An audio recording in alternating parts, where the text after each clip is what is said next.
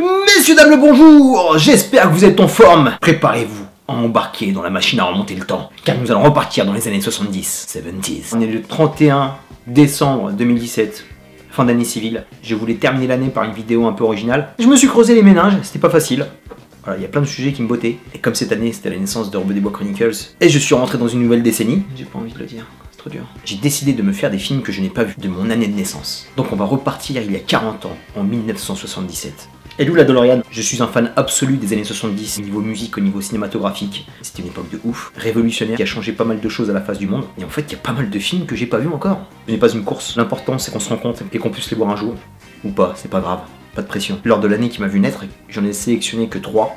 J'aurais pu faire une grosse liste, parce que franchement, les 70s, il y a un niveau de ouf. La plupart des films de cette époque, je les ai à peu près tous refoulés, parce que je les ai vus gamins. Il faudrait que je me les fasse un de ces 4. Nous allons commencer par notre ami Clint Eastwood, avec L'épreuve de force, réalisé par Clint, pour Clint, à la gloire de Clint Eastwood. Le mec, il était complètement mégalomane. Ce film, il est en deçà de l'inspecteur Harry, parce que l'inspecteur était largement au-dessus, à tous les niveaux cinématographiques. Mais celui-là, il est poussé à l'extrême. On a affaire à un flic loser, alcoolique, je pense raciste et complètement à droite, chargé d'escorter une prostituée de Las Vegas jusqu'à un tribunal de Phoenix, car elle est le témoin d'une enquête mafieuse. Un pitch ultra classique, on en a vu pas mal, mais putain, qu'est-ce que j'ai kiffé. C'est un film débile, mais qu'est-ce que je me suis marré. Il y a de l'action, du machisme, c'est ultra vulgaire, et ça pétarade dans tous les sens. Et vraiment kiffant le bordel. Et j'avoue avoir pris beaucoup de plaisir à voir Clint Eastwood tabasser du biker, claquer la prostituée qui l'escorte, et c'est des insultes continuelles sur tout le film. Franchement, ils avaient quartier libre, les gars. Ils s'en foutaient, quoi. Le bon goût, toutes les vannes sous la ceinture, les flics sont des gros dégueulasses, des mafieux super stéréotypés, et Clint s'en donne à cœur joie. Que de la vanne magique. Franchement, ça allait tellement vite. J'aurais kiffé les noter pour les garder dans un coin de ma tête, parce que de la répartie comme ça, j'en veux. Et franchement, ça passerait même pas à notre époque. C'est tellement dégueu, mais c'est tellement jouissif. Les scènes d'action pour l'époque sont terribles. Ça n'arrête pas, c'est complètement incohérent, ça explose de partout. Tu sens que Clint a pris du plaisir à le faire. C'était déjà la star de l'époque. Les paysages de l'Arizona, du Nevada, belle esthétique en plus, ultra stylé. Les morceaux de bravoure de ouf. La scène de la baraque, où ça shoot dans tous les sens. Et la scène de fin du bus, ça tire à tout va. Sur 10-11 minutes, ça n'arrête pas. C'est un truc de dingue. Faut pas être très regardant sur le scénario, mais c'était cool. En fait, c'est un film complètement à charge sur toute l'humanité. Voilà, sur la représentation totale de Clint Eastwood avec les gens, avec la femme, avec les babacous, avec ses collègues, avec sa hiérarchie. Faut en placer une pour Sondra Locke, qui était à l'époque la petite amie, amante, future ex de Clint Eastwood, et c'est la seule personne morale et digne du film.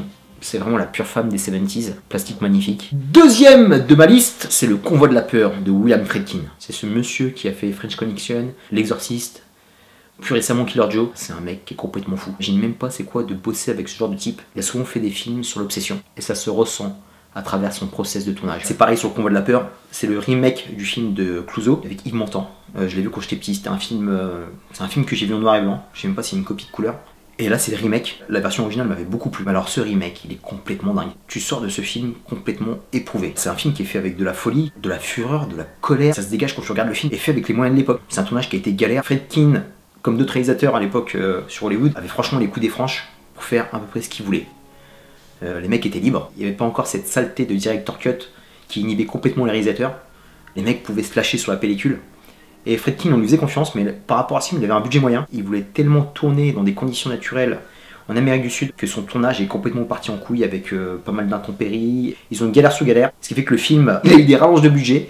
Le mec, il a complètement tout explosé au niveau financier. Et quand tu regardes ce film, ça se ressent, la folie totale. Je te fais rapidement un pitch. Ces 3 mecs qui doivent convoyer des tonnes de nitroglycérine à travers la jungle sud-américaine. Et ces 3 gars, c'est pas des enfants de cœur. L'autre est un banquier véreux, et un autre c'est un terroriste. Ils vont se retrouver dans une situation complètement extraordinaire, qui va les mettre dans la merde. Franchement, super expérience. C'est un film que j'aimerais revoir avec les moyens qu'on a maintenant. Quand on voit par exemple The Revenant, qui est sorti en 2016, on voit d'autres films qui sont faits en décor naturel, il y a le potentiel de faire un film de malade. Franchement, ça claquerait bien. Et au niveau action, ça n'arrête pas. On est complètement embarqué dans ce camion, qui est un personnage à part entière. On n'a pas une seconde de répit. On est lancé dans une course contre la mort, avec ce camion qui va à toute allure. On a 2 impressions, soit qu'on va être éjecté sur la route, soit qu'on va exploser avec. La mise en scène est complètement transcendée, grâce à l'environnement, que ce soit la jungle, la bande sonore avec le camion, le rythme, l'ambiance qui est distillée à travers la réalisation. C'est vraiment la touch années 70. C'est un mode opératoire qu'on retrouve dans pas mal de films de cette époque. Je pense à Duel, je pense à Délivrance, je pense à Christine. Les mecs arrivaient à te faire triper dans tous les sens. C'est un film quand même à testostérone, c'est un film qui te renvoie de la peur à mort. Et franchement, à notre époque, on retrouve rarement ces qualités à l'écran de nos jours. C'est un film hyper physique. Je n'ose imaginer l'exigence et l'épreuve qu'ont dû endurer les acteurs, tous les techniciens sur le tournage. Parce que l'ami Friedkin, à travers ses films, m'a l'air d'être un homme complètement singulier. Monsieur fait peur. Un petit mot sur les acteurs de l'époque, qui avaient de vraies gueules de ouf. Je pense que la plupart du casting nous a quittés. Un qui me vient en tête, c'est Bruno Kremer. De revoir son visage dans l'écran de télé, ça m'a donné un petit coup de nostalgie par rapport à toutes ces années, parce que je l'ai vu dans pas mal de films français des années 70-80. Le mec avait un vrai charisme de bonhomme, quoi. Il avait Amidou, un visage qui me remet des années en arrière. Et le plus connu, Roy Scheider, qui a fait Jaws, Les Dents de la Mer. On va dire que c'était des seconds couteaux, mais même ça a servi le film. Parce que pas besoin d'avoir de tête d'affiche dans ce genre de film.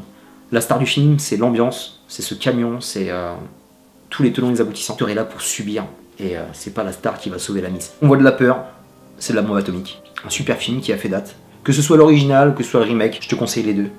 Tu passeras un super moment de cinéma. Allez, un troisième pour finir en douceur, parce qu'on a eu affaire à deux films, ma foi, très agressifs et violents. Et là, on va aller dans la rom-com avec Annie Hall, de Woody Love New York Allen. J'ai découvert que ce film-là est sorti un jour après ma naissance. La classe. Woody et moi, c'est une belle rencontre. Je vais voir tous ces films au cinéma. Petite anecdote par rapport à Annie Hall, j'avais commencé à regarder dans un avion. Quand je prends l'avion, soit je mate des daubes qui passent sur grand écran que j'ai pas envie de voir, histoire de me marrer un peu, ou soit je mate des films à l'ancienne, ou de vieux films cultes, peu importe la nationalité. Ça peut être un film américain, comme un film indien, comme un film français. Mais malheureusement, j'étais hyper crevé.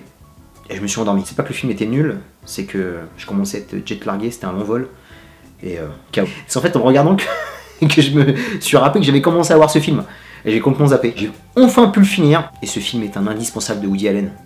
Ça te fait comprendre toute sa filmographie. Ça te fait comprendre aussi tout le personnage qu'il est. On est à la limite de l'autobiographie. C'est un biopic de sa vie entre sa jeunesse et ses 40 ans. Décidément, on n'arrête pas avec cet âge. On a affaire à une véritable profession de foi. Le mec nous raconte à peu près tout ce qu'il pense de la vie en général de New York, de tous les New-Yorkais. Et en plus de l'amour qu'il a pour les femmes, qui transpire à travers tous ses films, on peut voir à quel point aussi l'amour du cinéma. Le mec est un cinéphile de haut niveau. En 1h33, le mec se livre totalement. C'est drôle, c'est mélancolique, c'est nostalgique, c'est fantasmagorique. On est entre le rêve, la réalité. Il brise le quatrième mur, on n'a pas attendu Deadpool pour le faire. Non mais. Et ça parle aussi de l'acceptation de la vieillesse. Et en regardant Annie Hall, Woody Allen a inspiré beaucoup de monde. Tous les mecs du stand-up qu'on voit, Jerry Seinfeld, Louis C.K., pas été sage. Toi aussi tu fais partie du Weinstein Gate.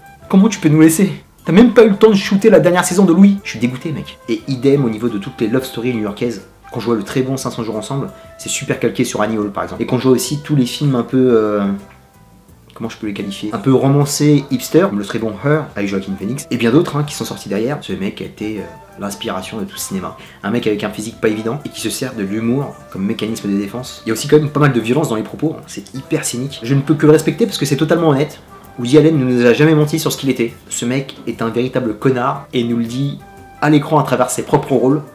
Et à travers les films qu'il fait. Quand on voit Matchpoint, Le Rêve de Cassandre, L'Homme Irrationnel, Scoop, Café Society, on a souvent affaire à des gros bâtards. Même les personnages féminins, je pense à Anything Else, Vicky Cristina Barcelona, Luna se comportent comme de véritables garçons. Avec lui, ce qui est cool, c'est que tout le monde en prend pour son grade. La parité. Et c'est un mec qui n'a pas peur d'édulcorer ses propos. Et souvent, on a une image un peu faussée de ce type. On voit ces films de manière très classe, très élégante. Ça se passe souvent à New York, ou même dans des belles villes européennes. Londres, Barcelone, Rome. C'est une cartographie complète de l'office du tourisme de New York. Mais derrière ça, il y a des propos graveleux qu'il a toujours assumé.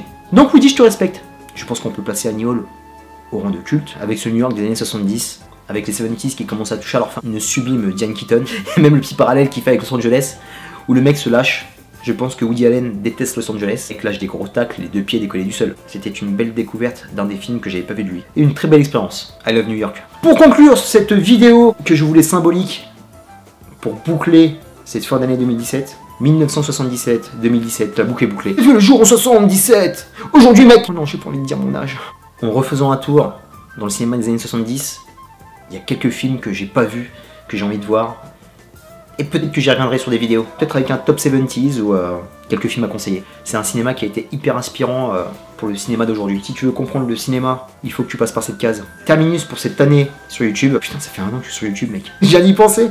La chaîne a été créée le 31 décembre 2016. C'est de la bombe. Pas mieux finir l'année avec cette vidéo. Tu sais pas quoi, Rebeu?